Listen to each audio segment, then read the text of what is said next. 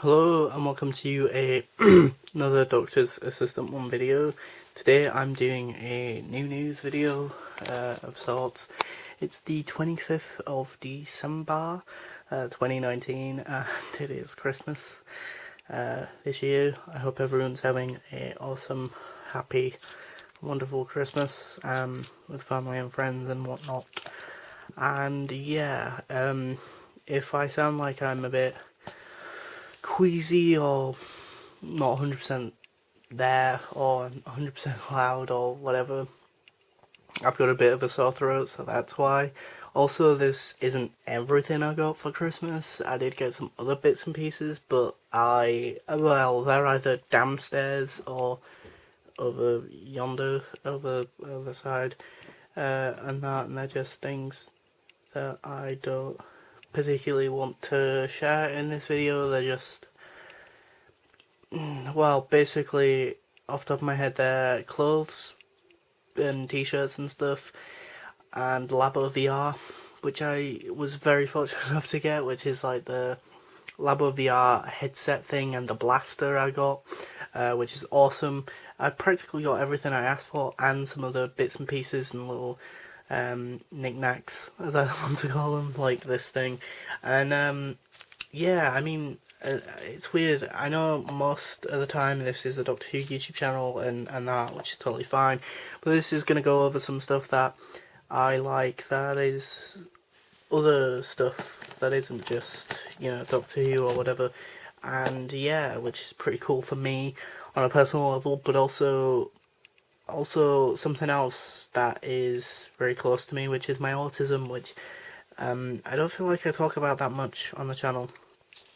And that, but yeah, I didn't expect, nor did I really, as ungrateful as this sounds, want a lot of sensory toy stuff, but I did get it, which is always great because it kind of de-stresses me, and so that's always brilliant, that thinking about it, that the people who are close to me care about me enough that they want me to be well and happy. As dumb as a stress banana is, it might help, as dumb as that sounds. And now it's got a bit of a weird grey mark on it, which is just, yeah, okay, great.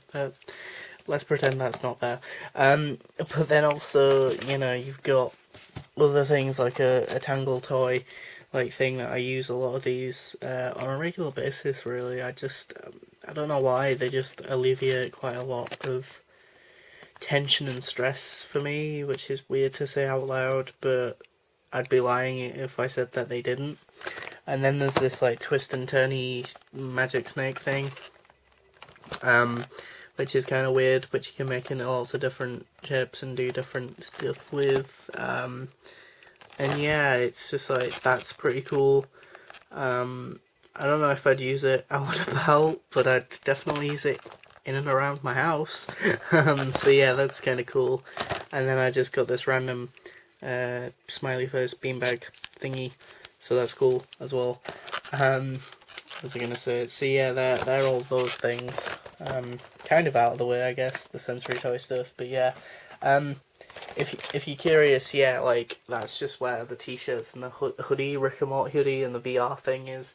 Like, give you a little bit of a glimpse of it.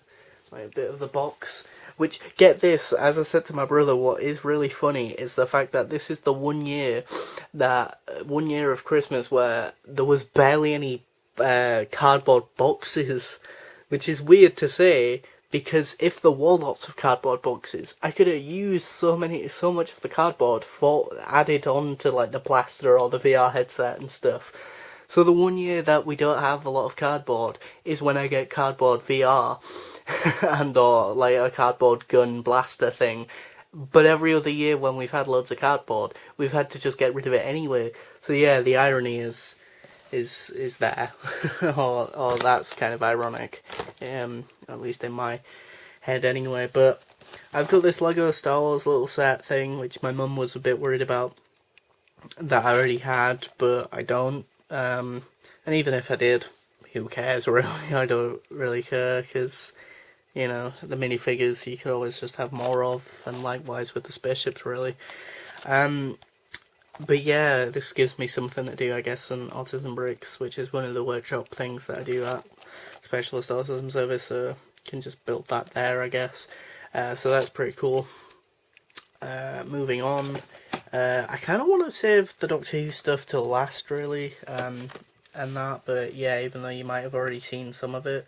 I got some Rick and Morty socks, which is kind of funny considering my dad gets annoyed, I think, when he gets socks. Yeah, I don't actually mind getting socks on Christmas because other than Christmas, I feel like I very rarely get socks throughout the year. And yet the funny thing is, I seem to always, not break, but like, damage, I guess? Yeah, maybe break, I don't know. But get holes in my socks, so then I need new socks, but then I don't get socks, so yeah, it becomes quite problematic. But yeah, moving on from socks. We have the Legend of Korra complete series, which my mum was worried about that this wasn't the right box set, but it is. It's the complete one. It has Air, Spirit, Change, and Balance, I think, are the other two, the last two series. It's just that I've already got Air and Spirits, so book 1 and 2 of Legend of Korra. It's just I never got book 3 and 4. So at that point it just made more sense to ask for all 4, in one box set, i.e. this thing. So yeah, so I'm super happy with this. And it's 52 episodes in total, which is just bonkers. I mean, I know the main consensus is that Korra is garbage in contrast to Avatar The Last Airbender, but honestly, I love the characters in the world, and I love the fact that it feels very much like what I imagine going from like the first Doctor era to the second Doctor era must have felt like, you know, it kind of has that sort of vibe, or actually it feels more akin to going from like the ninth Doctor era for me to then the 10th Doctor era. It's like, yeah, sure, it's not my favourite era, and I do probably prefer Legend of Aang, but I was younger then, and I have more, for lack of a better term, nostalgia, I guess, for those characters in that world, but these aren't, just because they're different characters in a slightly different world, doesn't mean that it's bad. And book 2, from what I remember, very much adds to the lore and mythology of the Legend of Korra slash Aang, the Avatar world, and that, and just generally the world and lore and mythology of the Avatar and who that is as a character. And if you've seen book 2, Spirits, you'll know what I mean. Just trying to think now.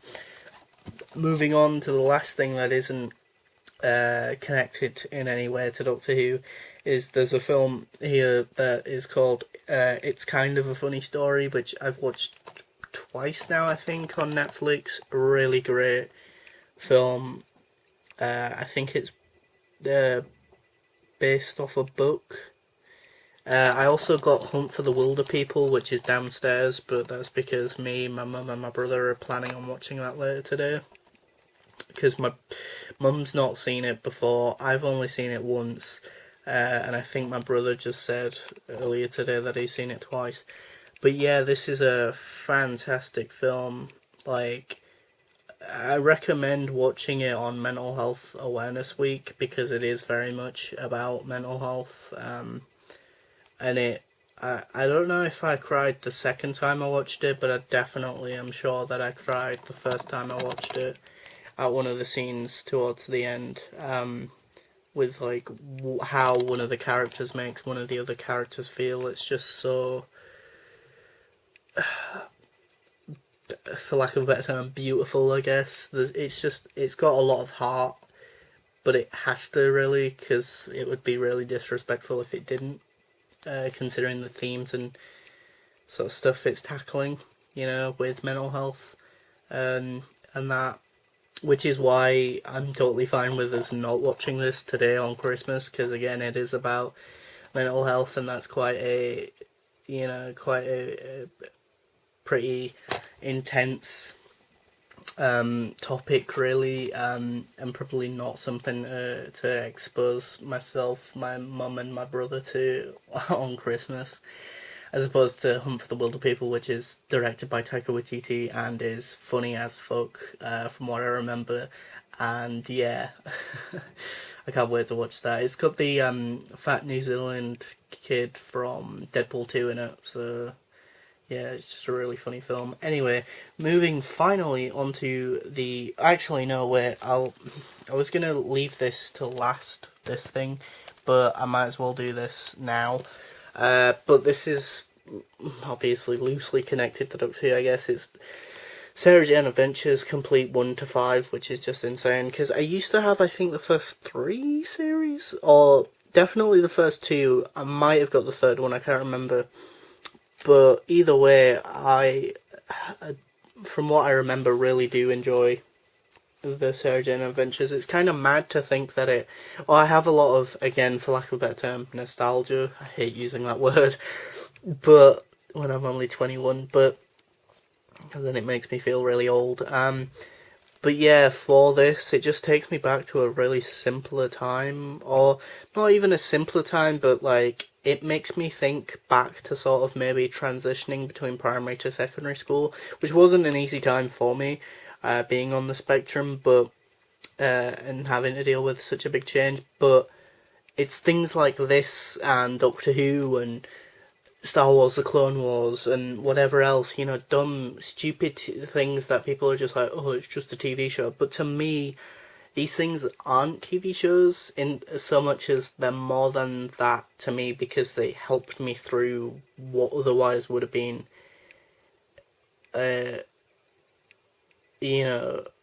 unbelievable thing that I wouldn't be able to do without the help of, shows like this. And, I can connect with the characters, or if not the characters, at least the worlds are really interesting. And a lot of the episodes, if I'm not mistaken, are like two-parters.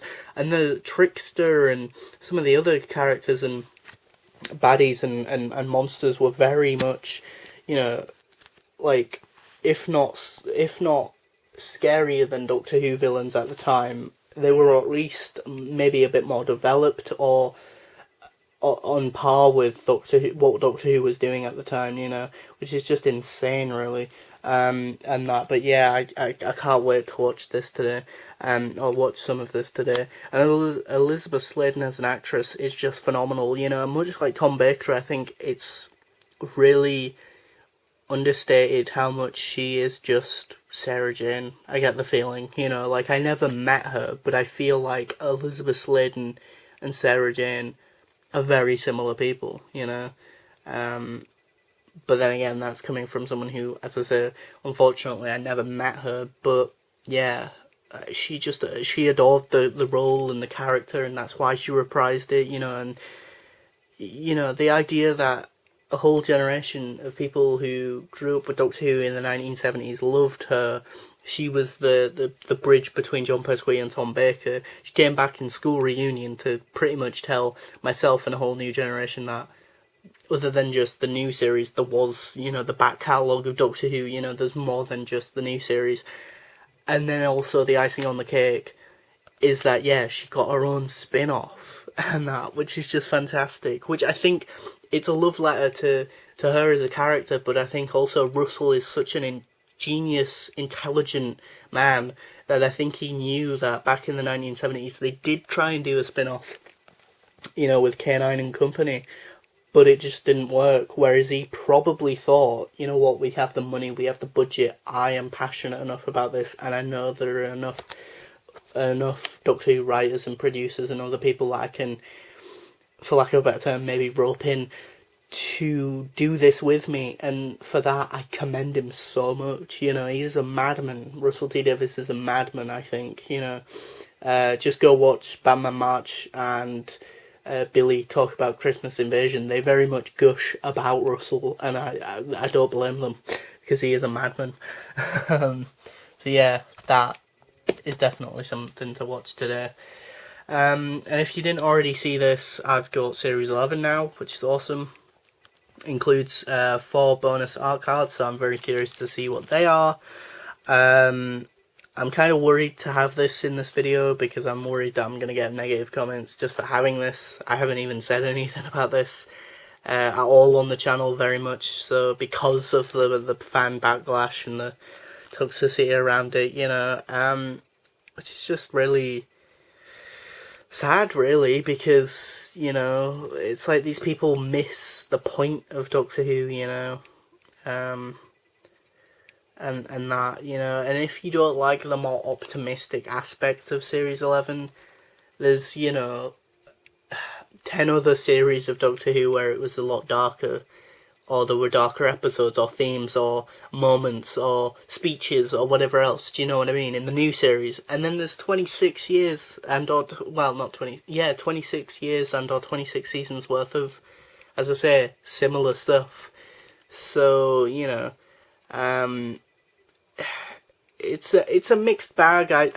You know, I don't think it's perfect by any means, but I do like the fact that I've got it, because now of this recording I'm very close to being completely up to date with the new series of Doctor Who. I've got series 1, so 2005 up to 2018. I've not got 2019's resolution of this recording, but if I get that, then I'm completely up to date. So, which is kind of just bonkers, really. But yeah, and I can't wait for series 12. Bloody hell, that comes out in a week. That's mad. You know, and yeah, and the fact that she's already got a second series, you know, like, it's just also kind of mad.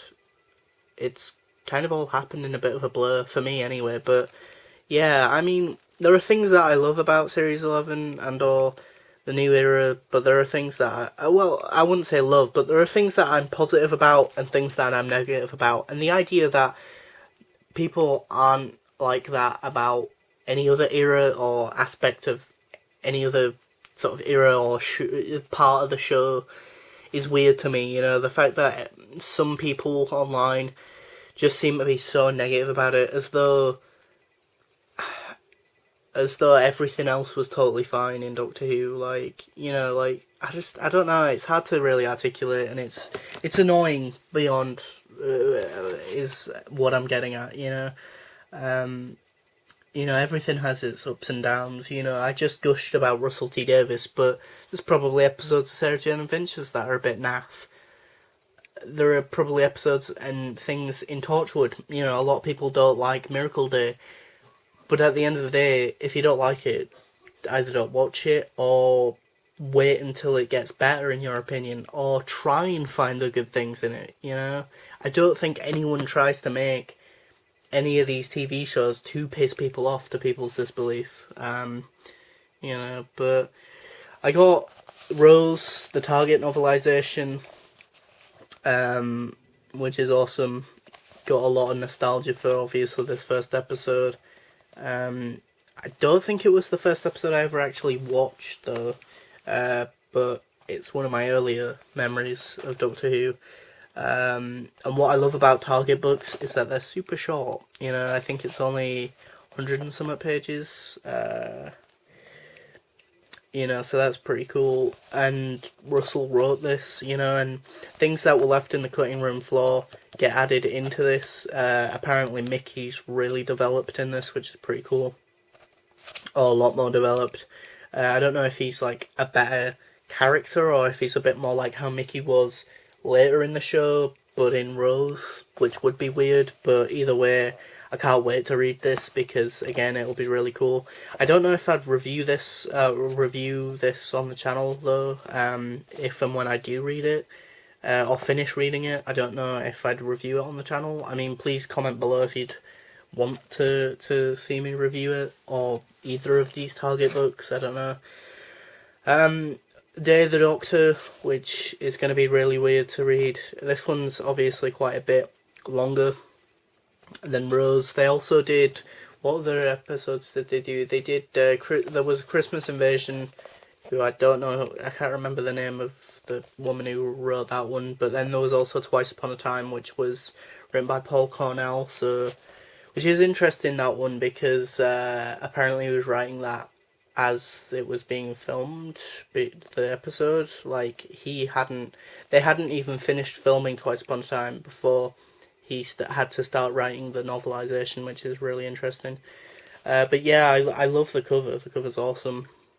Likewise with Rose. I adore the artwork, and, again, the legacy of Terrance Dicks kind of continues, really.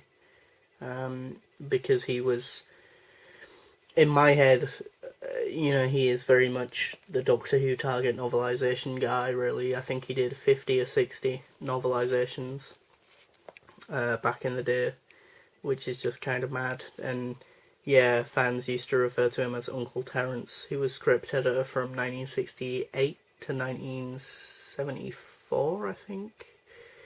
But still worked on the show, did Horror Fan Rock, which Moffat, I think, even said in one panel interview thing I once saw of him at a convention. Someone asked, what got you into writing? Or what was the biggest influence on you wanting to be a writer, sort of thing? And he said, Horror Fan Rock, Five Doctors, that's amazing. Off the top of my head, I can't say much about Horror Fan Rock because I haven't seen it in years. But yeah, what was I going to say? Yeah, The Five Doctors was originally going to be written by Robert Holmes, but he declined, and then Terrance Dicks came in and did it, and that's a masterpiece in my opinion. I think it's one of the best multi-Doctors. Day of the Doctor and The Five Doctors are two great multi-Doctor stories. Honestly, I think all the multi-Doctor stories are kind of really cool and kind of great. Obviously, I think I have, as I just said, I think Five Doctors and Day of the Doctor are my two favourites, but I think they all have something about them that's just so unique because they are multi-Doctor stories. I think I do have a clear ranking, I think, in my head, kind of, maybe, in some ways. I'm just not sure where I put the three Doctors, really, but yeah, maybe I could do a multi-Doctor story ranking thing. Anyway, massive tangent, but about multi-Doctor stories. The Beautiful People by Jonathan Morris, companion chronicle story, Fourth Doctor one with Romana, yeah. And then Bluetooth, which is the only third Doctor story with the Cybermen, I think. Oh, that's a lie, actually. There's a third Doctor Adventures one with the Cybermen, I think. But yeah, companion chronicle stories. They're the only two Big Finish Doctor Who episodes I got this year. But yeah, they're pretty cool.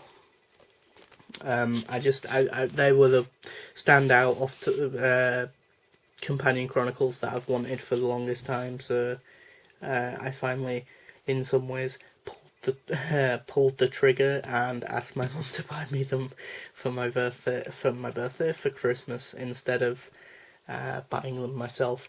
As bad as that sounds. What is a bit odd is that they were, if I'm not mistaken, I want to say they were still $8.99 on the Big Finish website, yet the runtime is like 68 minutes, even though the Big Finish Companion Chronicles I've got, the first ones that I got were like, I was about to say were shorter than that. Actually, no, that might be right. I think they are an hour long, split up into half an hour each, like 2-part stories. I'm tired. I'm gonna stop the video now. Thanks for watching. Please comment, rate, and subscribe.